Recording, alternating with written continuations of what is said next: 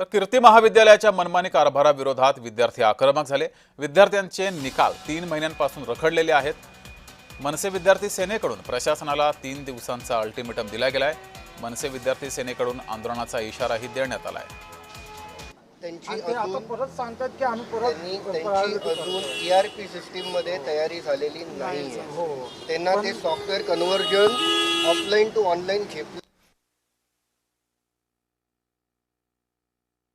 मी सध्या कीर्ती कॉलेज याच परिसरात आपण पाहिलं तर जवळपास 350हून अधिक विद्यार्थी यामध्ये खरं तर आपल्याला पाहायला मिळते, ज्यांचे निकाल या ठिकाणी अद्यापही लागलेले नाही आहेत। आणि या संदर्भात आता मनसेचे नेते यश सरदेसाई यांच्या माध्यमातून जे आहे ते यांच्या कीर्ती कॉलेज या ठिकाणी भेट घेण्यात आली। सर्व विद्यार्थ्यांची सुद्धा या ठिकाणी भेट घेण्यात आली। आपण पाहिलं तर विद्यार्थी अजूनही या ठिकाणीच आहेत, मात्र त्यांच्या निकालाचा प्रश्न हा या ठिकाणी आता ऐरणीवर येताना पाहायला मिळतो। गेल्या 3 महिन्यांपासून त्यांचा निकाल लागलेला नसल्यामुळे त्यांच्याकडनं सुद्धा संताप व्यक्त केला जातो। आपण काही विद्यार्थ्यांशी बोलणार आहोत। मित्र, एकूण काय प्रकरण आहे जे निकाल हा लागला नाहीये की काय एकूण केलं जाते 3 महिन्यापासून? 3 महिन्यापासून म्हणजे पहिला आमचा निकाल लागला 27 तारखेला, त्यानंतर लगेच 2 तारखेला निकाल लागला। पहिला निकाल लागला त्यामध्ये आम्ही मोस्ट ऑफ जण पास होतो, दुसऱ्या निकालामध्ये फेल केलं आम्हाला, एका विषयामध्ये फेल केलं आहे। आमचे एक्झाम मार्च 16ला संपले, आता जून 16ला 3 महिने होतील एक्झामला आणि 2 महिन्यानंतर कॉलेजनी रिझल्ट लावला। तो पण ती लोक बोलत आहेत की फर्स्ट रिझल्ट जो लागला 27 मेला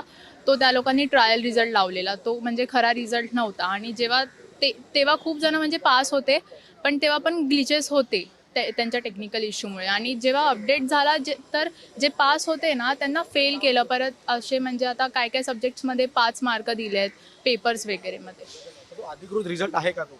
नाही, आता तर रिझल्ट डिस्प्ले केलाय, ती लोक बोलतायत की आता परत प्रॉपर चेकिंग करतायत ती लोक, म्हणून थोडे दिवस रिझल्ट बंद असेल डिस्प्ले व्हायचा। फर्स्ट इयरपासून प्रॉब्लेम आहे, काही माझ्याकडे आलेत आणि काय डायरेक्टच गेले आहेत। पण मी किती वेळ आलो आहे, मी स्वतःहून आलो आहेत। आता माझे पण खूप लोक आहेत, आम्ही पण आलो आहे, आम्ही पण ट्राय केलं, पण ते सांगतात KT लागले, तुम्ही फेल झालेत, तसंच सांगतात। पूर्ण क्लिअर कायच बोलत नाही। आणि आधी आम्ही पास होतो, तो रिझल्ट बोलत आता घेऊन या तुम्ही, अरे तुम्ही पहिला रिझल्ट लागला तर कसं आम्ही आणू शकतो? टेक्निकल इश्यू आहे एक्झॅक्टली त्यांचा। कसं म्हणजे ते लोक काय बोलतात, ERP वाले, आम्ही ERP कडे गेलो, ERP वाले बोलले की आम्हाला ॲप्लिकेशन लिहून द्या, लेटर लिहून द्या, त्याच्या मागे रिझल्ट अटॅच करा, तेही करून दिलं। ते बोलतात की 2 दिवसांनी परत या, 2 दिवसांनी परत त्यांचा सेमच रिझल्ट तोच दाखवते तरी। स्वप्नील मोरेसह मी जय पवार, जय महाराष्ट्र, मुंबई। रीचेकिंग असो किंवा झेरॉक्स कॉपीज असो किंवा जे रिझल्ट लागणार आहेत, ह्यांना जे पैसे मागायचे त्यातले कोणतेही पैसे मागितले जाणार नाही आहेत। तिसरं म्हणजे ATKT हा जो विषय आहे, काही मुलांनी त्यांचे परीक्षा देऊन सुद्धा, प्रेझेंट असून सुद्धा त्यांना ॲब्सेंट मार्क करण्यात आलंय। तर ह्या विषयामध्येही ते लक्ष देणार आहेत।